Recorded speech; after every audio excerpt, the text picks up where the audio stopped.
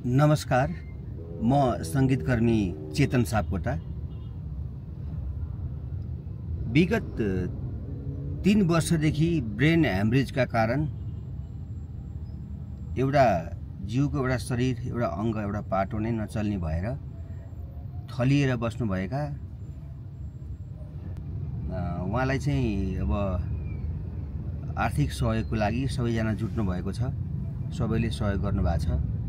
1 रुपैयाँदेखि 1 लाखसम्म सहयोग आइराखेको छ। रेशम थापाको जीवन चाहिँ अहिले एकदमै अप्ठ्यारोमा छ, आर्थिक अवस्थाले अप्ठ्यारोमा छ।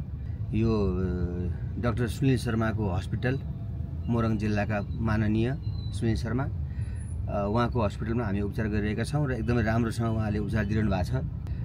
यो अवस्थामा उहाँलाई चाहिँ कति सकिन्छ, कहाँबाट सकिन्छ, कसले सक्नुहुन्छ, कसरी सक्नुहुन्छ, उहाँको सिधै उहाँकै अकाउन्टमा पैसा पुग्ने गरी उहाँकै क्युआरमा पैसा क्युआर गरिदिनु हुन हामीले यसै भिडियोमा क्युआर पनि राखेका छौँ।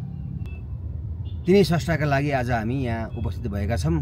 त्यस कारणले गर्दा हामी कहाँबाट छौँ, कसरी छौँ, जहाँबाट छौँ, यो जसले यो भिडियो हेर्नु भएको छ उहाँले कृपया उहाँलाई चाहिँ सकेको सहयोग गर्नुहोला। अहिले हामी काठमाडौँ मेडिकल कलेज सिनामङ्गलमा आइसकेका छौँ।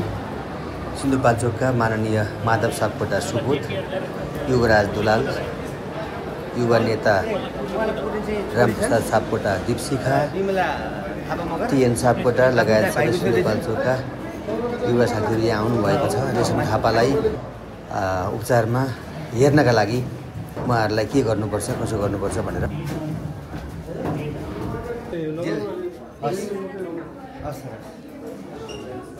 डक्टर पनि भन्छ तपाईँलाई राम्रो हो,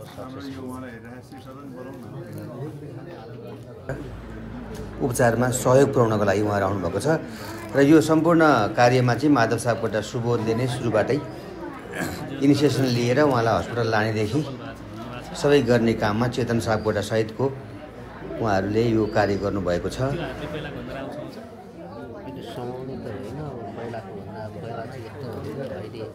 हात चाहिँ फुट्यो,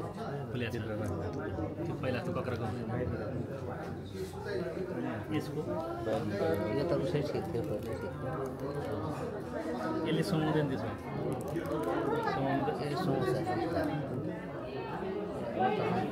त्यो समस्या त्यो हात हो, त्यो खुट्टाको पनि समस्या होइन, खुट्टाको चाहिँ अलिक समस्या टेक्न मिल्छ, टेक्न होइन, हिँड्न त जति मिल्छ है, हिँड्न त जति पनि हिँड्छ, समानमा गरे अब भनिन्छ। 2 वर्ष लाग्यो, 2 वर्ष भएर 3 वर्ष लाग्यो, 3 वर्ष भइसक्यो भयो त 2 वर्ष पुरा भयो। 80को भदौको 9 गते हो, अन्तदेखि पुरा भयो, 2 बेर हो, 3 लाग्यो। हाम्रो चाहिँ गर्न पायो भने राम्रो हुन्छ। थाहै भयो नि थाहै भयो, त्यही बेला थाहा भएर यहाँ छ भने चाहिँ अहिले जस्तै गर्न सकिहाल्थ्यो। होइन यस्तो भयो, अब जे भयो त्यसो चित्त बुझौँ, अब जे के अरे राम्रो भयो नि त अहिले भयो भने अबसन अब पैसा पनि त्यति गरेर फेरि त्यस्तो नलाग्ने रहेछ।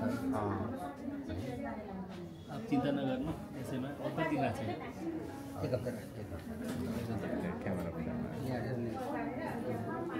ब्लड त्यो सुक्नु पऱ्यो, त्यही हो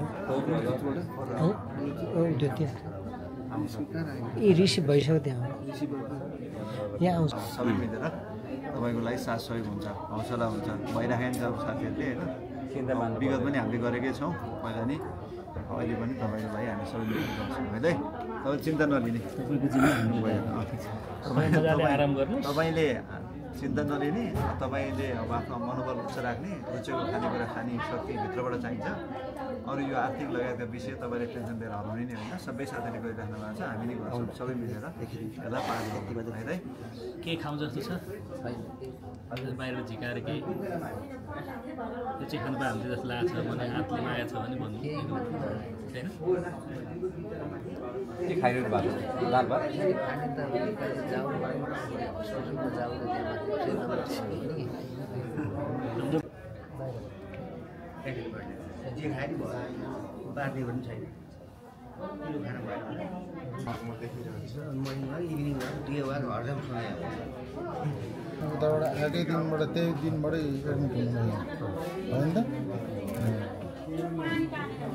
अब दाइ यस्तो चिन्ता मान्ने सम्पूर्ण उपचारमा सहयोग गर्नुहुने मिडियाका साथीहरू कलाकार साथीहरू शुभेच्छुक शुभचिन्तक सबैलाई मुरी धन्यवाद दिन चाहन्छौँ किनकि रेशम थापा राष्ट्रका एक लोकस्रष्टा उहाँ गीत आफै लेख्नुहुन्छ आफै लय हाल्नुहुन्छ र आफै गाउनुहुन्छ पैसा लाग्छ नै पैसा उठाउन बाहिर पहल गर्नुपर्छ